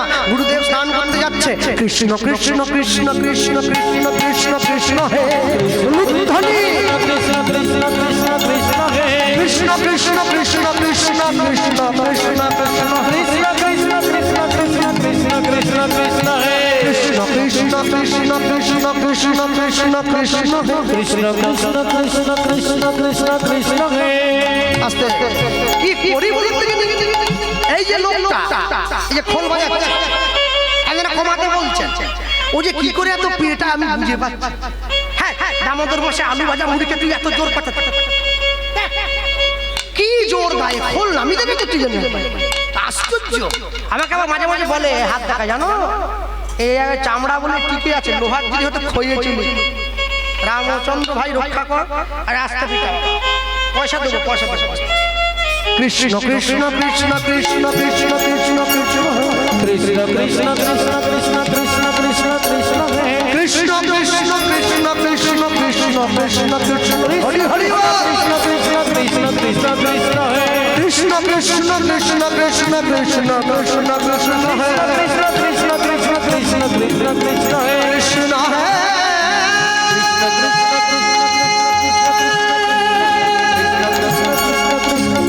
তুমি সর্বজীবে করুণা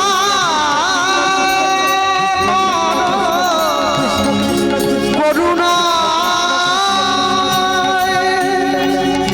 করুণা কৃষ্ণ কৃষ্ণ কৃষ্ণ কৃষ্ণ কৃষ্ণ নিতাই হরি হরি কৃষ্ণ কৃষ্ণ কৃষ্ণ কৃষ্ণ কৃষ্ণ কৃষ্ণ কৃষ্ণ হে কৃষ্ণ কৃষ্ণ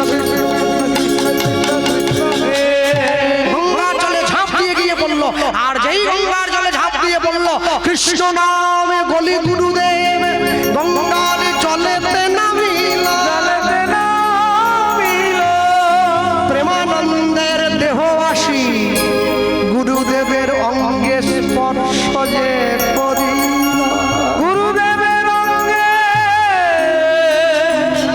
পরিশোধে করিল গুরুদেব যখনই গঙ্গা জলে নামলো প্রেমানন্দের দেহটা এসে গুরুদেবের অঙ্গে স্পর্শ হলো। গুরুদেব মনে মনে ভাবলো ছি ছি ছি সকালবেলা স্নান করছি আহা গঙ্গার জলে একটা মোড়া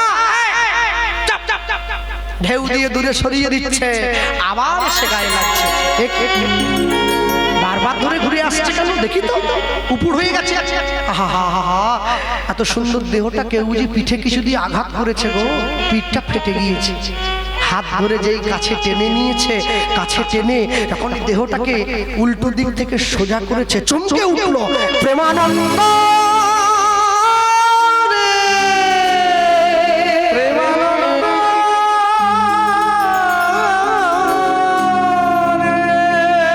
প্রেমানন্দ বুকের মাঝে জড়িয়ে ধরেছে তুই কি করলি বাবা? একটু আঘাত করেছিলাম মনে তুই গঙ্গার জলে ঝাঁপ দিয়ে নিজের প্রাণটা বিসর্জন করে দিলি। আমি তোকে আমার আশ্রম থেকে চলে যেতে বলেছি, এই পৃথিবীর থেকে চলে যেতে বলিনি প্রেমানন্দ। গুরুদেব প্রেমানন্দের বুকের মাঝে তাকিয়ে দেখছে বুকের মাঝে লেখা আছে জয় গুরু রামানন্দ। গুরুদেব প্রেমানন্দের দেহটা বুকের মাঝে জড়িয়ে ধরেছে। আমার জন্য এত কষ্ট পেয়ে এত দুঃখ পেয়ে এত যন্ত্রণা সহ্য করে তুই তোর নিজের দেহটা প্রাণ পাপ করে দিলি, একবারও আমার কথা তোর মনে পড়লো না রে? গঙ্গার জলে দাঁড়িয়ে আমি তোর গুরুদেব তোকে আশীর্বাদ করলাম চন্দ্র সূর্য প্রতিপাবনী মা গঙ্গাকে সাক্ষী রেখে তুই নিজের বুকের রক্ত দিয়ে যে বক্ষ মাঝে আমার নামটা লিখেছিস একদিন সেই বক্ষ মাঝে শ্রী গোবিন্দ তোকে জড়াই ধরবে নিতাই গৌর প্রেমানন্দ হরি। অনেকগুলো দিন কেটে গেছে, রামানন্দ স্বামী মৃত্যু হয়েছে, প্রেমানন্দের জন্ম হলো ওই কাশীধামে জন্ম হয়েছে প্রেমানন্দের। প্রেমানন্দের জন্ম ওই যে গুরুদেব অভিশাপ দিয়েছিল তুমি নিজ কুলে যাবে, প্রেমানন্দের জন্ম হয়ে গেল মুচির ঘরে। প্রেমানন্দের জন্ম হয়েছে মুচির ঘরে। আর এই যে প্রেমানন্দের জন্ম মুচির ঘরে হয়েছে, বাবার নাম মাধব দাস আর মা হচ্ছে সুদেবী। আর প্রেমানন্দ জন্ম নিয়েছে মুচির ঘরে, বলি জন্মিল প্রেমানন্দ মুচির ঘরে, জন্মিল প্রেমানন্দ মুচির ঘরে, প্রেমানন্দ জন্মিল মুচির ঘরে। উলুধ্বনি জন্মিল মুচির ঘরে, আর কৃষ্ণ সেবা করবে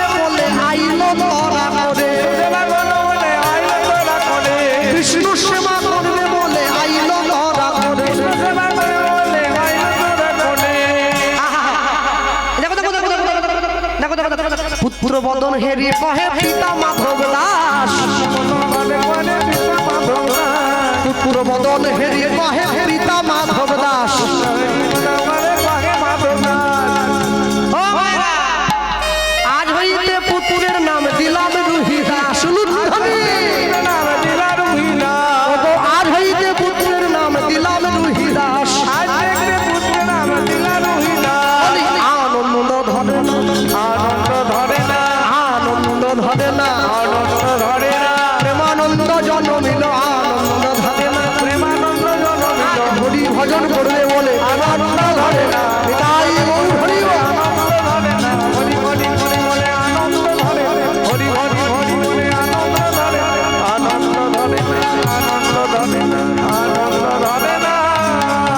বলি, আজ হইতে পুত্রের নাম দিলাম রুহি দাস।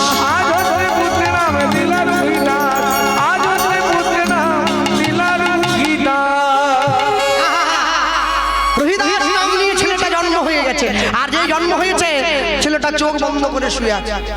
মা বারবার করে ডাকছে, এই এই এই দেখো দেখো দেখো আমার ছেলেটাকে দেখো, ও ছেলেটা অন্ধ হয়ে গেছে, ছেলেটা কথা বলে না, মাতৃদুগ্ধ পান করে না। গ্রামের মানুষ ছুটে এসছে, কই গো সুদেবী, একই মাধব দাস, তোমাদের বাড়িতে ছেলে হয়েছে তো আনন্দ করো। আস্তে, কদিন আগে লক্ষ্মী পুজো চলে গেল, সবাই ঘটা করে লক্ষ্মী পুজো করেছে। কেন? যাতে ঘরে পয়সা আসে। মনে রাখবে, গর্ভের লক্ষ্মীকে হত্যা করো অর্থ লাভের নেশায়, গর্ভের লক্ষ্মীকে হত্যা করো পুত্র লাভের নেশায়, আর মাটির লক্ষ্মীকে পুজো করো অর্থ লাভের নেশায়। তা করলে তো হবে না। মনে রাখবে, মেয়ে মানুষকে সম্মান দাও। পুত্র সন্তান যদি এক বংশের প্রদীপ হয়, কন্যা সন্তান দুই বংশের প্রদীপ। হ্যাঁ, বাবার কুলটা ভালো করে, শ্বশুরের কুলটা ভালো করে। ছেলেকে মোটরসাইকেল নয় জীবন দাও, আর মেয়েকে মোবাইল নয় সংস্কার দাও। ভক্তমণ্ডলী মায়েরা, প্রেমানন্দ জন্ম নিয়ে নিয়েছে, রুহি দাস নাম নিয়েছে, কিন্তু দুঃখ হলো ছেলেটা চোখ মেলে চাইছে না। গ্রামের মানুষে ছুটে এসছে, শোনো না ও রুহি দাসের বাবা, একটা কথা বলছিলাম কি আমাদের যে পাশের গ্রামে রামানন্দ স্বামীর আশ্রম আছে না, হ্যাঁ, ওই গুরুদেব নাকি ভালো ঝাড়ফুঁক জানে। একবার যদি ওই গুরুদেবের চরণ তলে ছেলেটাকে নিয়ে যেতে পারো, যদি ভূত ভূত ধরে হাওয়া টাওয়া লাগে, ছেলেটা অন্তত তোমার দেখো ঠিক আসল জায়গায় চলে যাচ্ছে। হ্যাঁ, গুরুদেবের কাছে গিয়ে প্রেমানন্দের গুরুদেবের চরণ তলে প্রেমানন্দকে শুইয়ে দেওয়া হয়েছে। এবার গুরুদেবের চরণ তলে শিশু গড়াগড়ি দিচ্ছে, আর যেই গড়াগড়ি দিচ্ছে গুরুদেবের চরণ গিয়ে যেই প্রেমানন্দের গায়ে লাগলো, প্রেমানন্দ সঙ্গে সঙ্গে চোখ মেলে চায়। এই তো প্রেমানন্দ চোখ মেলে চেয়েছে, এই দেখো দেখো দেখো, এই দেখো সবাই দেখো প্রেমানন্দ। আর যেই প্রেমানন্দ চোখ মেলে চেয়েছে, অমনি সঙ্গে সঙ্গে রুহি দাসের বাবা আর মা গিয়ে রামানন্দ স্বামীর চরণে পড়ে গিয়েছে। গুরুদেব, আমার ছেলে আপনার চরণ পরশে চোখ মেলে চেয়েছে, অনেক আমার ছেলের উপায় এবার আপনাকেই করতে হয়। বলুন, আমরা কিন্তু আপনার ছেলেকে কোথাও আর পাঠাবো না। এই দেখুন দেখুন, আমার ছেলেটা আমার স্তনদুগ্ধ পান করছে না। গুরুদেব বলছে, ব্যাপারটা কি হলো? ছেলেটা জন্ম নিল, জন্ম নেওয়ার পরে আমার পায়ের তলায় শুয়ে দিল। পূর্বজন্মের থাকে যদি সুকৃতি সঞ্চয়, কি তবে তো অন্তরে কৃষ্ণ প্রেম উপজয়। প্রেমানন্দকে শুয়ে দিয়েছে, আর রুহি দাস শুয়ে গড়াগড়ি দিয়ে গুরুদেবের চরণ পরশে যেই চোখ মেলে থেকেছে, গুরুদেব প্রেমানন্দকে নিয়ে ভালো করে পিঠটা উল্টে পাল্টে দেখছে, দেখি তো চিহ্ন আছে কিনা, চিহ্ন আছে কিনা, দেখি তো চিহ্ন আছে কিনা, দেখি তো চিহ্ন আছে কিনা, যা দেখিলে যাবে চেনা। বুঝতে পারছেন তো কোন চিহ্ন? ওই যে মেরেছিল, যদি সেই ছেলে হয়, যদি সেই ছেলে হয়, তাহলে পায়ে আমার খড়মের দাগ থাকবে, পিঠে উল্টে পাল্টে। যা দেখিলে যাবে চেনা, যা দেখিলে যাবে চেনা, দেখি তো চিহ্ন আছে কিনা, যা দেখিলে যাবে। বলি এই প্রেমানন্দ কিনা, তাই প্রেমানন্দ হলো, যা দেখিলে যাবে চেনা, দেখি তো চিহ্ন আছে কিনা, দেখি তো চিহ্ন আছে কিনা। গুরুদেব যে প্রেমানন্দ দেহটা উল্টে দেখেছে, রুহি দাসের দেহটা উল্টে দেখা মাত্রই গুরুদেবের মনে বড় আনন্দ। এই তো প্রেমানন্দ জন্ম নিয়ে নিয়েছে। আহা, ওরে ওরে ওরে ওরে আমার মনে কি শান্তি হচ্ছে, তুই জন্ম নিয়েছিস। হ্যাঁ রে হ্যাঁ রে হ্যাঁ রে এই এই এই প্রেমানন্দ, এই মুটি মুটি করে প্রেমানন্দ বলে গুরুদেব কানের কাছে মুখটা নিয়ে গিয়েছে, মুখটা নিয়ে গিয়ে যে ডাক দিচ্ছে, এই প্রেমানন্দ, এই আস্তে করে চোখ মেলে তাকিয়ে মিচি মিচি করে গুরুদেবের তাকিয়ে মুখের দিকে তাকিয়ে হাসছে, যেন ছেলেটা বলতে কি গুরুদেব আমি এসে গিয়েছি, আমি এসে গিয়েছি, আর তো শুনবো না, আমি এসে গিয়েছি আপনার চরণ তলে। কই এবার আমাকে বুকে টেনে নেন। গুরুদেব প্রেমানন্দকে বুকের মাঝে টেনে নিয়েছে। গুরুদেব বড় আনন্দ, এই না হলে যোগ্য শিষ্য।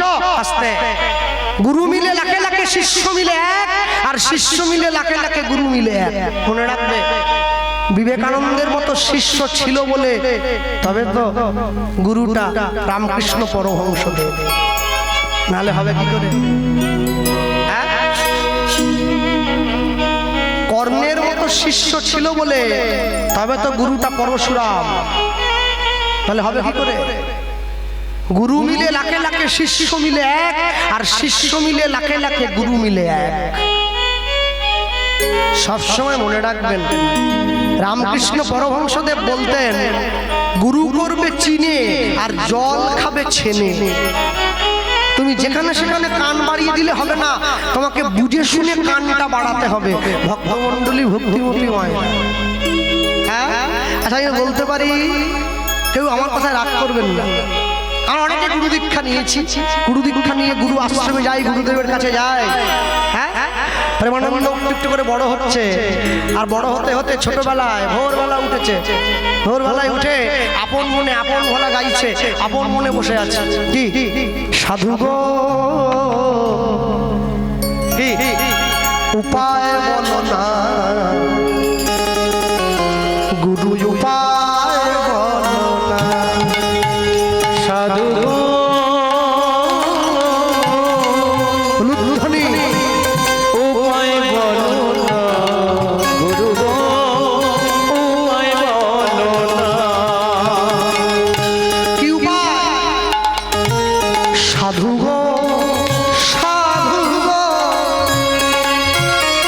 সাধু গো উপায় বলো না, উপায় বলো না, সাধু গো উপায় বলো না, গুরু গো উপায় বলো না। আমি স্বভাব বটু কমণ্ডলু, আমার হাড়ের তো গেল না গেল না, উপায় বলো না সাধু, উপায় বলো না। তাই হরি হরি উপায় বলো না, গুরু উপায় বলো না, সাধু গো উপায় বলো না, গুরু গো উপায় বলো না। বাবারা কোথায়? হ্যাঁ কত কত কত কত। হ্যাঁ এই সমস্যা, যে জায়গা যেটা না দিলে আমার মনটা ফসফস করছে। অনেক অনেক পুরী নবদ্বীপ বৃন্দাবন গয়া কাশী মথুরা আমি কোথাও বাদ দেইনি, তবে শোনো শোনো শোনো বলি অঙ্গে আমার তীর্থ মাটি, তীর্থ মাটি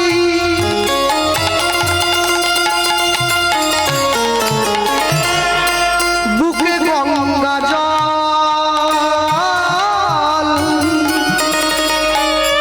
তবু ধুয়ে তো গেল না আমার ওই মনেরই গরম অঙ্গে আমার। নবদ্বীপে গিয়ে গড়াগড়ি দেন না, বৃন্দাবনে গিয়ে বজরধরায় গড়াগড়ি দেন, আমরাও দিয়েছি। আমি তো এক মাস হয়নি এখনো বৃন্দাবন থেকে ফিরলাম, বছরে একবার করে গিয়ে গড়াগড়ি দিচ্ছি। অঙ্গে আমার তীর্থ মাটি, তীর্থ মাটি বৃন্দাবনে গিয়ে বোঝের তুলোয় গড়াগড়ি দিয়েছি, বোঝের তুলোয় গড়াগড়ি দিয়ে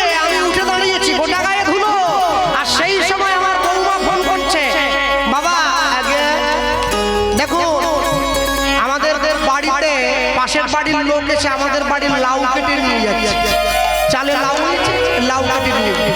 আমি বৃন্দাবন থেকে ফোনে বৌমাকে বলছি, লাউ যে কেটেছে ওর নামে থানায় ডায়েরি কর। লাউ নয়, আমার বাড়ি সোনা চুরি করে নিয়ে গেছে।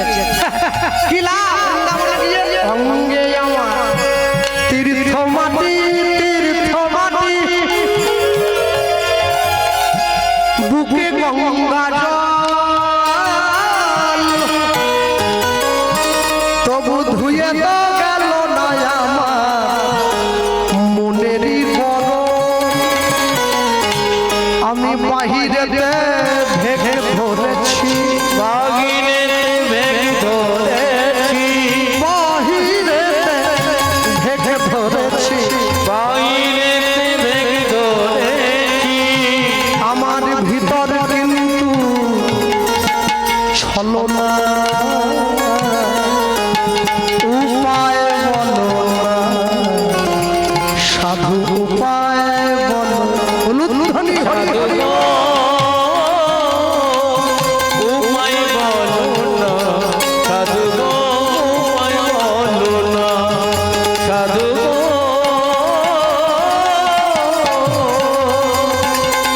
উপায় বলো না সাধু, উপায় বলো না। দেশ দেশান্তরে হলো আমার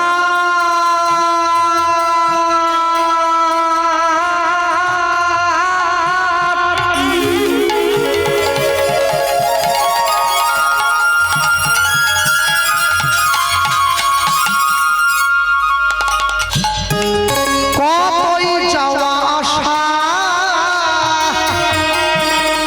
তবু সাধু সঙ্গে ঘুচল না স্বভাব সর্বনাশা।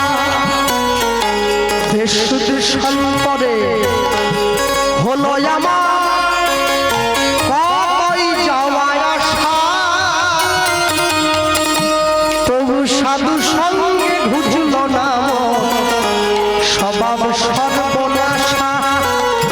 আমি বাহিরে ভেঙে ধরেছি, বাগিনেতে ভেঙে ধরেছি, বাহিরে ভেঙে ধরেছি, বাগিনেতে ভেঙে ধরেছি। ভিতরে কিন্তু ছলনা, উপায় বলো না গুরু, উপায় বলো না। নিতাই গৌর হরি হরি। উপায় বলো না সাধু গো, উপায় বলো না সাধু গো। উপায় বলো না সাধু গো, উপায় বলো না। এ সমস্ত মানুষরা বসে আছেন, আমি জানি না কে কোন জাতি, কে কোন জাতি, কে কোন গোত্র, ব্রাহ্মণ, ক্ষত্রিয়, বৈশ্য, শূদ্র, হাড়ি মুচি, নাথদ্রম, তেলি, কামার, চামার, যেই হোক, মনে রাখ, তুলসীর মালা সবাই পড়বে, সবাই পড়বে, কেউ যেন বাদ না যায়। প্রত্যেক লোকে কৃষ্ণবাবু মালা পড়বো কি করে? কেন এখন যে মাছ খান না, হ্যাঁ মাছ খাবেন, মাংস খাবেন, ডিম খাবেন, টিকটিকি, গিরগিটি, চুচো, আরশোলা, ইঁদুর, ব্যাং, সাপ, যা মন চায় তাই খাই। সাপ, চিতল, বোয়াল, শোল, কই, ভেড়ি, আমসি, পাবদা, রুই, যা ইচ্ছা তাই খাই। মালা পরবেন, তুলসীর মালা। কেন জানেন? যারা নিরামিষ সেবা করে মালাটা কণ্ঠের সঙ্গে লাগিয়ে পড়বে, যারা আমিষ সেবা করে মালাটা কণ্ঠ থেকে নামিয়ে পড়বে। তবে পড়বেন কেন জানেন? লাইনে দাঁড়ান তবে তো ডাক পাবে। যতই থাকো 20 তালায়, মরতে হবে সংসারের জ্বালায়, আসতে হবে নিচের তালায়, যেতে হবে তুলসী তলায়, তারপরে বলো হরি হরি বল। মালা মালা তুলসীর মালা। আকাশের শোভা চাঁদ, চাঁদের শোভা তারা, বৃন্দাবনে কৃষ্ণ শোভা নদিয়াতে গোরা। গ্রামের শোভা বাড়ি আর রাস্তার শোভা গাড়ি, আমার মুসলমান ভাইদের শোভা তার বড় বড় দাড়ি। হিন্দু মানুষ সংসারে পড়ে ভোগ করে কত জ্বালা, তবু তারা গলায় পড়ে না 2 ফেট তুলসীর মালা। মালা পড়বে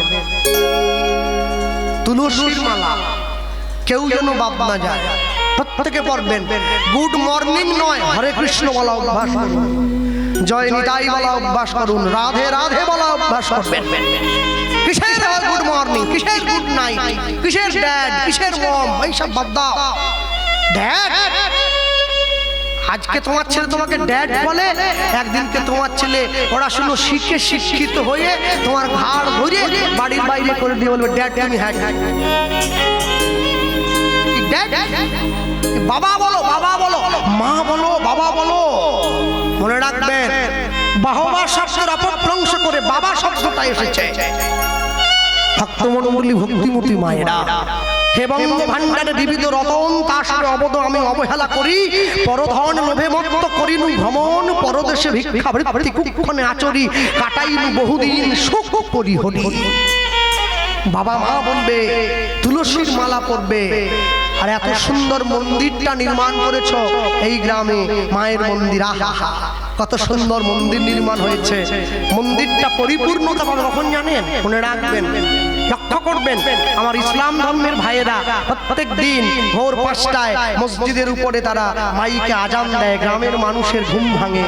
আমরা পারি না, গ্রামের মানুষ 10-20 টাকা করে ভিক্ষা করে মন্দিরের মধ্যে একটা মাইকার মেশিন লাগাতে, আমরা ভোরবেলা হরিনাম বাজাবো, ভগবানের নাম শুনে গ্রামের মানুষের ঘুম ভাঙবে।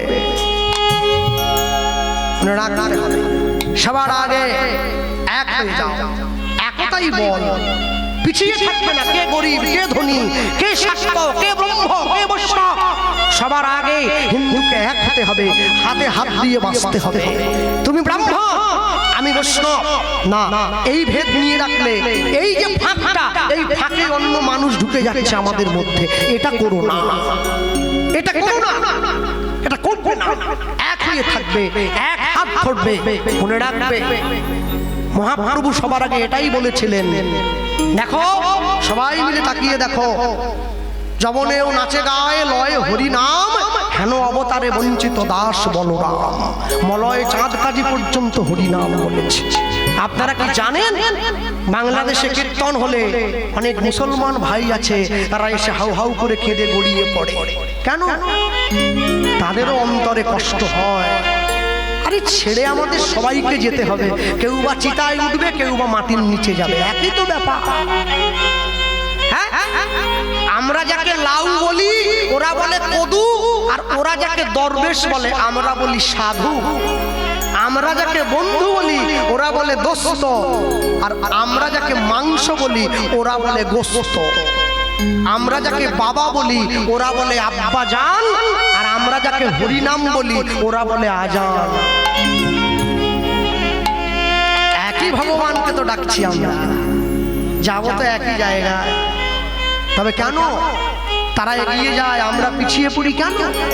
আমাদের মধ্যে সেই সংস্কারটা নেই। হ্যাঁ, সেই সংস্কার নেই।